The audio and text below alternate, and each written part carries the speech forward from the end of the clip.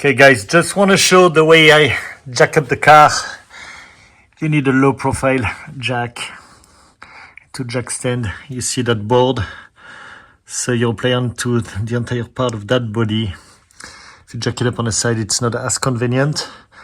And here it allows you to jack in one point to jack stand and have free access on both sides of the car to work on what we just did. So what I did is, you see those two pieces of board, it's better. Some 2x6s, I got a 2x4 and a 1x4. But you just drive the front of the tires on top of that. This will allow enough space to slide the low profile jack underneath the car, put the board, jack it up, put your two jack stand for safety as well, and then you're good to go. Okay, now I'm gonna put back the wheel on that side. We're done and we'll finish the second side. If you have any question, let me know. Hope it helps, guys. Hi guys, today I'm working on my Corvette C6 LS3. That's a 2008 436 horsepower. You've seen a few videos about it. What I'm doing right now is working on the shock absorbers with magnetic rides. So while it is a part already, whether you disassemble or assemble, it's pretty much the same thing.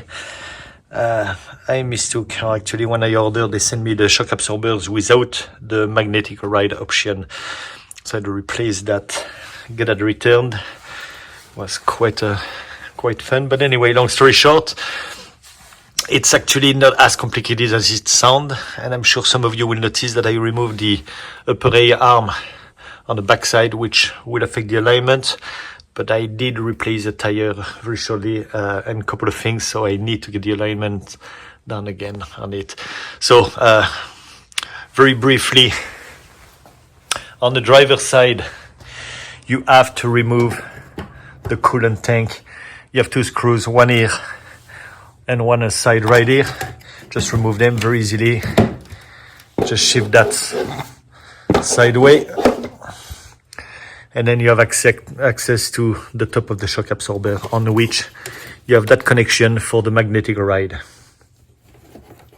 If you don't replace with magnetic ride option, shock absorbers will work. However, your car will detect that, and unless you fool the system, which is not as easy, you need a special tool. I think an ECT 2000, whatever the name is. But again, if you don't do that, your car will be limited to 80 miles an hour. You don't want that on a race car.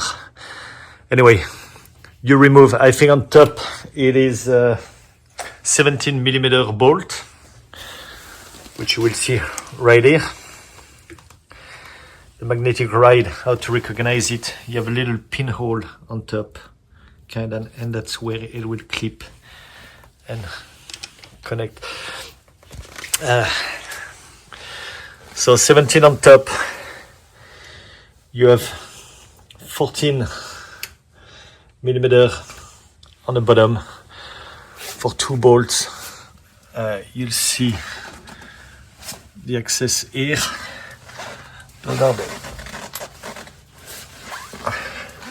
Those two that are screwing from the bottom. Actually, sorry. Those are the ones from the bottom with a nut on top. And then those 15s are for the upper A arm. One on both sides. Be careful, you have some washers. They won't be equal. I had single washers on one side, double washers on the other side, and they're also behind the bracket, not with a screw. So you put the washers and a screw on the other side, and you can easily articulate that. Normally I think the way to go, so don't quote me on that, you can check other videos, is to remove that one so you won't mess up the alignment. You remove just that single one. It's not as easy. It's very close from the shock absorbers. They want to do it at the second time, so I didn't scratch the new one that I mounted so I can return them. But you just remove that one instead of those four. And normally it's enough to articulate the arm up and remove the shock absorber. So shock absorber just goes as is. I need to remove the bolt on top. It will expand. I will plug that from the top or reconnect that from the top, the bottom, put the A-arm and go from there. Okay, I will do an accelerated video of mounting the driver's side back. On the passenger side, nothing to remove on the top. You directly have access to the top of the shock absorber. The inside is exactly the same. So, okay, let's go. Okay, one more thing that I want to point out. When you will mount it back, it will sound like your shock absorber is too short. Why it dropped. So, a couple of things you can do. But slide it on top, mount it on top, and then put a second jack and jack up your entire assembly with that rotor caliper and brake system. Jack it up so it moves up the entire assembly until the footing of your shock absorber is sitting properly, and you can put back the screw, and then you're good. And then place back the A-arm, of course. Okay, let's go. Okay, make sure, one detail, I will not actually start with the A-arm. Jack it up from the bottom, not on the rotor, on the bottom of the A-arm connection, keeping a room to have access to put those two bolts to attach the shock absorbers from the bottom. So I attach it on the top, like I explained to you. The A-arm is floating.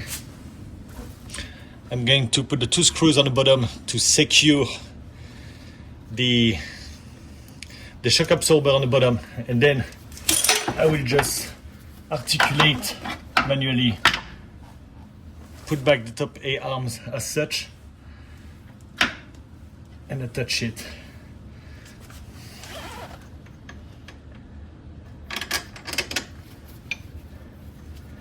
So the access is pretty easy to put those two screws. So when you jack it up, just line it up properly.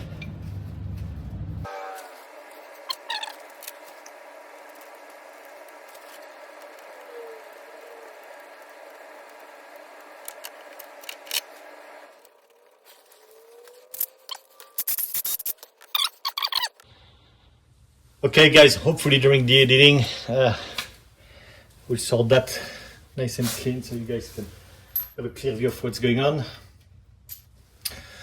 So I secured the shock absorber with those two bolts and nuts on the bottom, on the top right here, by jacking up the entire assembly under the A-arm and nut. Make sure you don't do that on a caliper because it will twist it and you won't be in the right position. And then you're free to manipulate the A-arm, put those screws in and washer, tighten that, put back the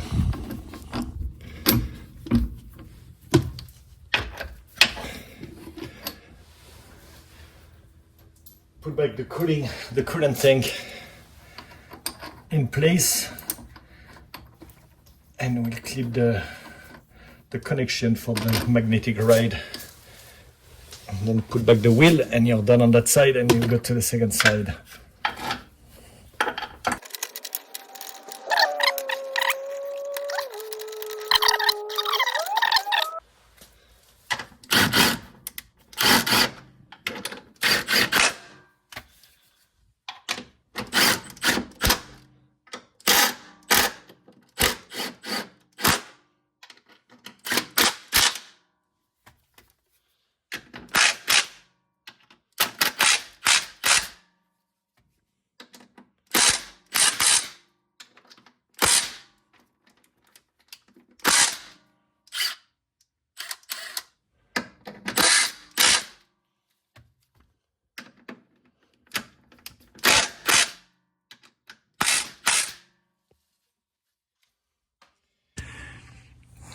So just want to show you a view from the top. I'm gonna finish tightening that one.